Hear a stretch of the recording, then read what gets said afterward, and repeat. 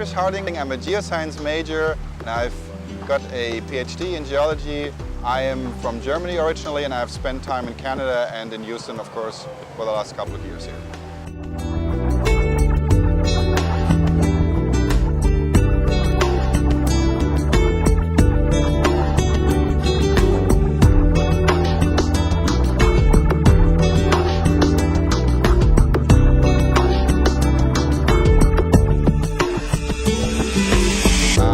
I have a geoscience background and I have worked for the oil and gas company in the last couple of years, for Shell, for Exxon, and I finished my degree 2 years ago.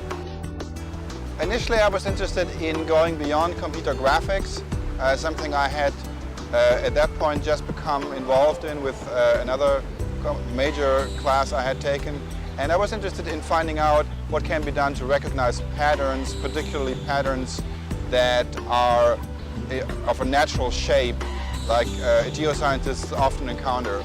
And that was one of the things that I did for my final project in the class, which was half transform, and had to do with recognition of shapes on remote sensing satellite photos. I enjoyed the course. It was not easy because there was a lot of material to study and several books to go through. I particularly enjoyed the fact that I did get the opportunity to program some of the image recognition libraries, some of the image processing steps that are very simple, like image sharpening, small kernel operations.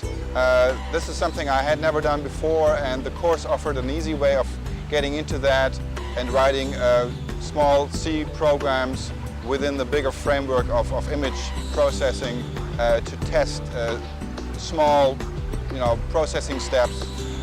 For example, edge detection, sharpening, blurring, all these things that were mentioned in the book. I did program a little bit in reality, and it was quite fun to watch how it actually works. Well, it certainly helps to have the background of knowing about image formats, about pixels, about how kernel operations work.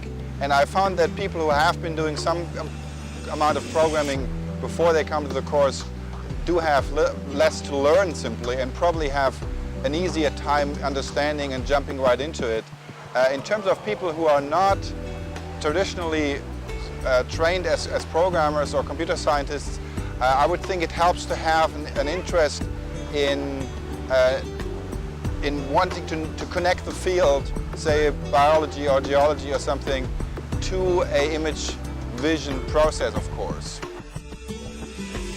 And the appealing part for me, for example, as I said, was of course that I knew of several interesting things that geoscientists do and several problems that they have in practicality and that are being solved still with computer vision techniques. I mean, I wouldn't characterize it as excessive, but it was a fairly demanding course in terms of the time investment on my side at least. It had a direct impact on my work that I did on my PhD thesis later on, in that I had to write several pre-processing steps to get my PhD data into a certain form, and the steps were involving image processing, actually even in a 3D form, where you build a volume out of several slices. And I remember going back and grabbing the book that I bought for the course and writing a little implementation of a sharpening filter for this whole volume that I was about to investigate. Other than that, it had certainly impact on me understanding, for example, how things like Photoshop work. This is more the image processing part, I realize, but it is part, to my mind, of image computer vision.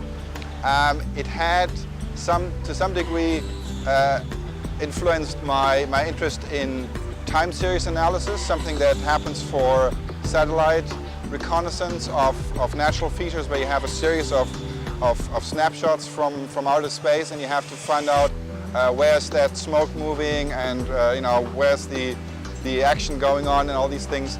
And that's clearly something that the computer vision course prepared me for through, for example, motion analysis and particle flow and things like that. Well, in general, let me say that I think Dr. Cacaviar is, I would see as a really dedicated teacher. Not to put down other teachers I had, but he stood out as somebody who really had a passion for making things stick and make sure that everybody understood them and make sure that there are no things up in the air and nothing was glossed over, which sometimes actually forced him to go back and explain things that people actually should have known at that point. But he was always very good in sort of making sure that nobody was left behind and everybody understood it. He certainly has a very broad knowledge in terms of the underlying mathematics and physics. Again, I'm not a specialist in that particular field, but I found it very interesting that he does computer graphics, computer vision, vector math, computational geometry, all these things. As a teacher, I think his style is to ask lots of questions and figure out what people know and don't know. And he always struck me as somebody who knows exactly where he wants to end up with, but has a lot of flexibility how to get there. Well, as I said, I'm not really probably representative of the average guy taking courses there, because I took only probably less than 5 courses, really, all graduate courses though. I found the equipment there very interesting. They offered us immediately to go to Sun workstations, not really it wasn't necessary for the programming assignment, but I liked just playing around with it and getting familiar with Solaris as an operating system. I certainly find it very refreshing that people help each other a lot. I had very good discussions with my colleagues there, and certainly, of course, with other teachers that I met. In general, I found the atmosphere quite refreshing and open, and lots of discussions were going on every time.